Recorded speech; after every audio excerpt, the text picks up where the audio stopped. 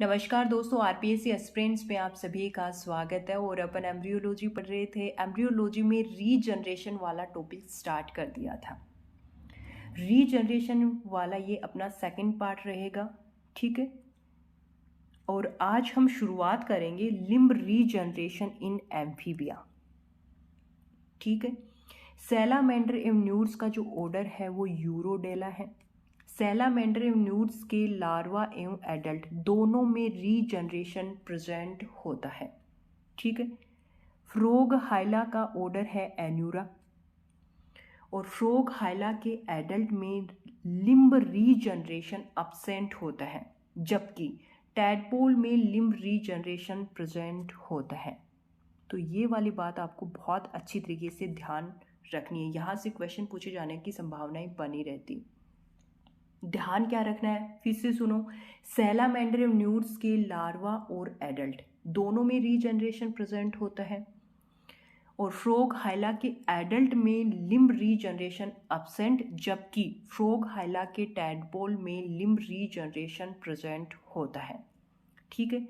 एक क्वेश्चन लिया है मैंने यहाँ पर ताकि आपको अच्छी तरीके से कंसीडर हो जाए कि यहाँ पर क्वेश्चन किस तरीके से पूछा जाएगा। क्वेश्चन देखिए, निम्न में लिम्ब रीजनरेशन अब्सेंट होता है। ऑप्शन देखिए, लार्वा ऑफ फ्रॉग एंड हाइला।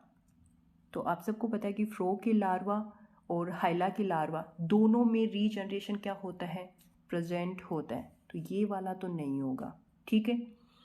दूसरा ऑप्शन चेक करो, एडल्ट ऑफ फ्रॉग हाइला।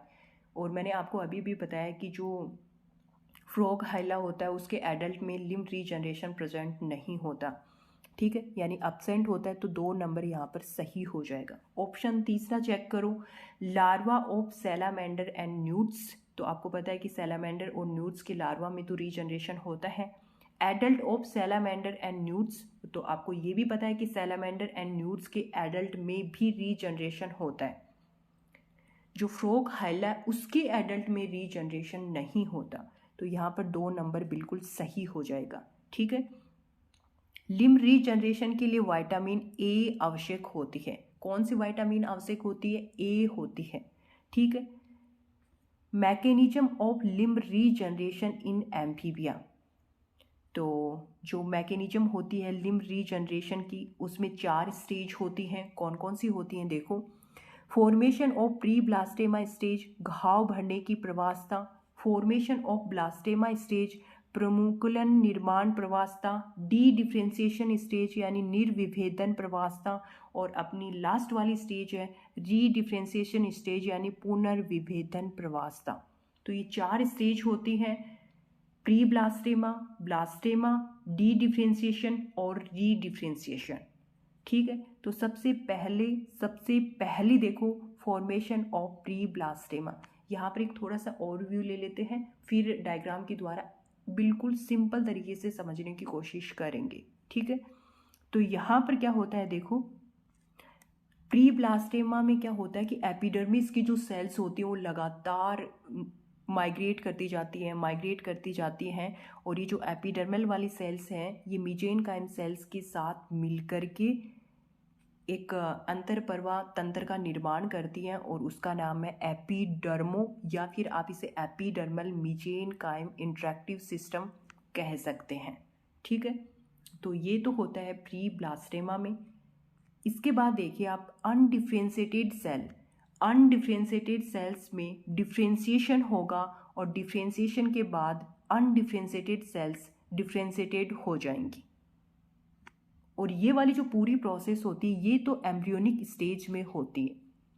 फिर से रिपीट कर रही हूँ, अविभेदित सेल्स में विभेदन होगा और उसके द्वारा वो विभेदित हो जाएंगी। ये वाली जो प्रोसेस होती है ये तो एम्ब्रियोनिक स्टेज में होती है, जब एम्ब्रियो का डेवलपमेंट होता है तब की बता रही हूँ। लेकिन ध्यान रखना सैलामेंडर में क्या होता है, सैलामेंडर में पहले से ही सेल्स क्या होती हैं, डिफ्रेंशिएटेड होती है। पहले से ही सेल डिफ्रेंशिएटेड होती हैं। अब इन डिफ्रेंशिएटेड सेल्स में डी डिफ्रेंशिएशन होगा। डी डिफ्रेंशिएशन का मैंने बताया था कि सेल्स एक कदम पीछे की तरफ आ जाएंगी, सेल्स का एक स्टेप पीछे हो जाएगा। यानी जो डिफ्रेंशिएटेड सेल्स थी, तो डी डिफ्रेंशिएशन के द्वारा वो सेल अब कैसी हो गई, अनडिफ्रेंशिएटेड सेल बन गई। ठीक है, अब ये जो अनडिफ्रेंशिएटेड सेल्स का जो मास होता है उसको अपन क्या कहते हैं, ब्लास्टेमा कहते हैं। ठीक है, अब अनडिफ्रेंशिएटेड सेल के मास में, ये जो अनडिफ्रेंशिएटेड सेल का जो मास है, ठीक है, इसमें क्या होगा, रीडिफ्रेंशिएशन होगा, और रीडिफ्रेंशिएशन के बाद ये जो अनडिफ्रेंशिएटेड सेल्स हैं वो डिफ्रेंशिएटेड हो जाएंगी। ठीक है, अब ये सेल कैसे बन गई, वापस डिफ्रेंशिएटेड सेल्स बन गई। अब ये जो डिफ्रेंशिएटेड सेल्स हैं ये पुनः जनरेट होंगी, पुनः ग्रोथ करेंगी, और जो डैमेज हो गया उस ऑर्गन का क्या कर देंगी, निर्माण कर देंगी। तो ये 4 स्टेज के द्वारा लिम्ब रीजनरेशन की प्रोसेस क्या होती है, कंप्लीट होती है। 4 कौन कौन सी थी, प्री ब्लास्टेमा थी, ब्लास्टेमा थी, ठीक है, डी डिफ्रेंशिएशन था, और 4th था रीडिफ्रेंशिएशन। ठीक है, अब हम इसे डायग्राम के द्वारा बिल्कुल सिंपल तरीके से समझने की कोशिश करेंगे। देखिए, यहाँ पर एक छोटू सा डायग्राम ले लिया है सैलामेंडर का, ये आपको यहाँ पर नजर आ रहा है, ये क्या है, अपना सैलामेंडर है। अब सैलामेंडर का हैंड या फिर लिम्ब ले लिया, और इसको मैंने जैसे इधर ऐसे कट कर दिया, एम्पुटेशन कर दिया। क्या कर दिया, एम्पुटेशन कर दिया। भाई सैलामेंडर के हैंड को कट किया तो वहाँ पर फ्लैट सरफेस आ जाती है कि नहीं आ जाती, आ जाती है। अब फ्लैट सरफेस आ जाती है तो वहाँ पर आपको पता है कि ब्लीडिंग होगी। भाई सैलामेंडर का हैंड कट करेंगे तो वहाँ पर ब्लीडिंग होगी कि नहीं होगी, ब्लीडिंग तो होगी ना। कुछ समय बाद में वो ब्लीडिंग क्या हो जाती है, स्टॉप हो जाती है। स्टॉप क्यों हो जाती है, क्योंकि वहाँ पर एक क्लॉट बन जाता है, और उस क्लॉट को क्या बोलते हैं अपन, प्लाज्मा क्लॉट बोलते हैं। क्या बोलते हैं, प्लाज्मा क्लॉट बोलते हैं। इस प्लाज्मा क्लॉट पर स्किन क्या करेगी, इस प्लाज्मा क्लॉट पर स्किन ऐसे कवर करना शुरू हो जाएगी। ठीक है, कवर यानी एपिडर्मिस इसको कवर करेगी। तो जैसे सैलामेंडर का हैंड को हमने कट किया तो आपको इस तरीके की स्ट्रक्चर नज़र आएगी। तो उसमें आपको एपिडर्मिस नज़र आएंगी, डर्मिस नज़र आएंगी, मसल्स नज़र आएंगी, बोन्स नज़र आएंगी। ठीक है, अब यहाँ पर क्या होगा सैलामेंडर में, अब यहाँ पर ये एपिडर्मिस वाली आपको नज़र आ रही है, यहाँ पर इस तरीके से ये एपिडर्मिस वाली सेल्स होती हैं, वो लगातार क्या करेंगी, माइग्रेट करेंगी। माइग्रेट करके यहाँ पर इस तरीके से आपको नज़र आ रही है, माइग्रेट करके एक टोपी जैसी स्ट्रक्चर बना लेंगी, और इसी को अपन क्या कहते हैं, प्री ब्लास्टेमा कहते हैं। ठीक है, प्री ब्लास्टेमा में क्या होता है कि एपिडर्मिस की जो सेल्स हैं वो लगातार क्या करेंगी, माइग्रेट करेंगी, माइग्रेट करेंगी, माइग्रेट करेंगी, और मीजेनकाइम सेल्स के साथ में मिलकर के एक अंतर प्रवाह तंत्र का निर्माण कर देंगी। इंपॉर्टेंट बात ध्यान रखनी होगी, यहाँ पर सिर्फ एपिडर्मिस की ही सेल्स माइग्रेट करेंगी, डर्मिस की सेल्स माइग्रेट नहीं करेंगी यहाँ पर।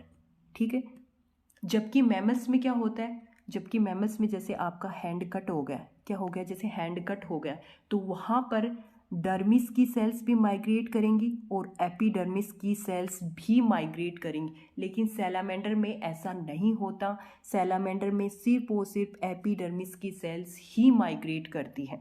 ठीक है, अब देखिए यहाँ पर, अब जो एपिडर्मिस की सेल्स है, यहाँ की बात करूँ भाई, यहाँ पर क्या हो गई, एपिडर्मिस की सेल्स माइग्रेट हो गई, और यहाँ पर अब एपिडर्मिस की सेल्स के नीचे ये जो एपिडर्मिस की सेल्स हैं, और यहाँ पर बहुत ज़्यादा एंजाइम पाए जाते हैं। एंजाइम भी कैसे, प्रोटीएज एंजाइम यहाँ पर क्या होते हैं, जनरेट हो जाते हैं।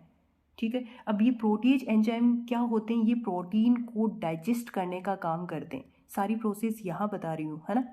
यहाँ पर ये प्रोटीन को डाइजेस्ट करने का काम करते हैं, यानी प्रोटीन को कट करने का काम करते हैं। कौन, प्रोटीएज एंजाइम।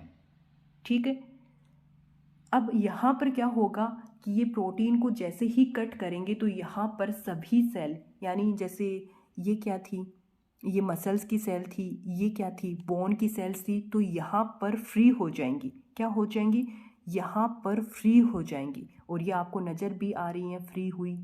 अब ये सेल कैसी सेल हैं, अब ये सेल डिफ्रेंशिएटेड सेल है। कैसी सेल है, डिफ्रेंशिएटेड सेल है। अब इन डिफ्रेंशिएटेड सेल्स में डी डिफ्रेंशिएशन होगा। क्या होगा? डी डिफ्रेंशिएशन होगा। और मैंने आपको बताया कि डी डिफ्रेंशिएशन होगा तब सेल एक कदम, आपको एरो का निशान लगा हुआ नजर आ रहा है, ये एरो का निशान बता रहा है कि अब यहाँ पर सेल एक स्टेप पीछे आ गई है। यानी सेल कैसी बन गई है? अनडिफ्रेंशिएटेड सेल्स का एक मास बन गया है। और इसी अनडिफ्रेंशिएटेड सेल के मास को अपन क्या कहते हैं? ब्लास्टेमा कहते हैं। क्या कहते हैं? ब्लास्टेमा कहते हैं।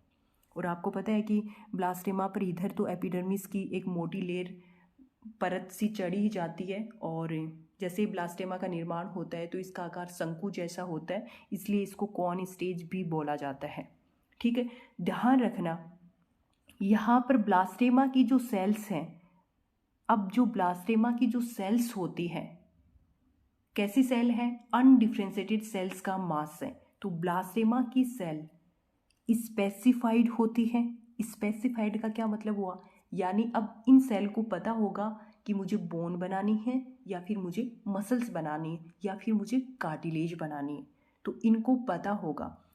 और साथ में ही एक बात और ध्यान रखना, ब्लास्टेमा की सेल्स को पता होगा कि बोन वाली बोन बनाएगी और मसल्स वाली मसल्स बनाएगी। कहने का मतलब है कि ब्लास्टेमा की सेल्स यूनिपोटेंट भी होती हैं। ठीक है, अब यहाँ पर क्या होगा कि ये जो अनडिफ्रेंशिएटेड सेल्स का जो मास है, अनडिफ्रेंशिएटेड का जो मास है ये, अब इनमें रीडिफ्रेंशिएशन होगा। क्या होगा? रीडिफ्रेंशिएशन होगा। अब रीडिफ्रेंशिएशन के दौरान अनडिफ्रेंशिएटेड सेल का मास है वो रीडिफ्रेंशिएशन के द्वारा डिफ्रेंशिएटेड सेल्स का मास बना लेगा।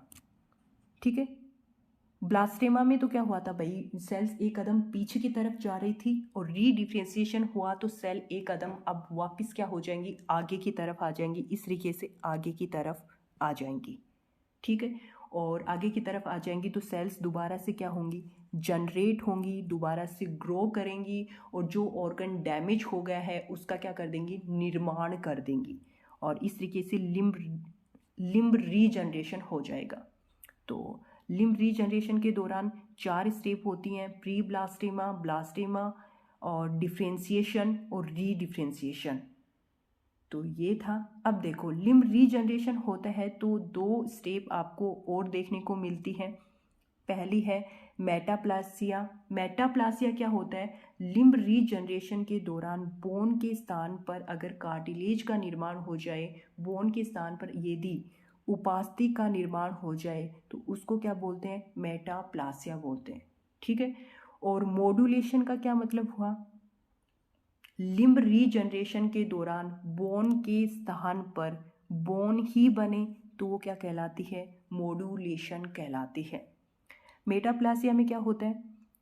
बोन के स्थान पर अगर कार्टिलेज बन जाए तब तो वो मेटाप्लासिया होगा, और बोन के स्थान पर अगर बोन ही बन जाए तो वो क्या होगा? मॉड्यूलेशन होगा। तो ये था लिम्ब रीजनरेशन इन एम्फीबिया या फिर सैलामेंडर। ठीक है, तो आज की इस वीडियो लेक्चर में इतना ही। जय हिंद, जय भारत।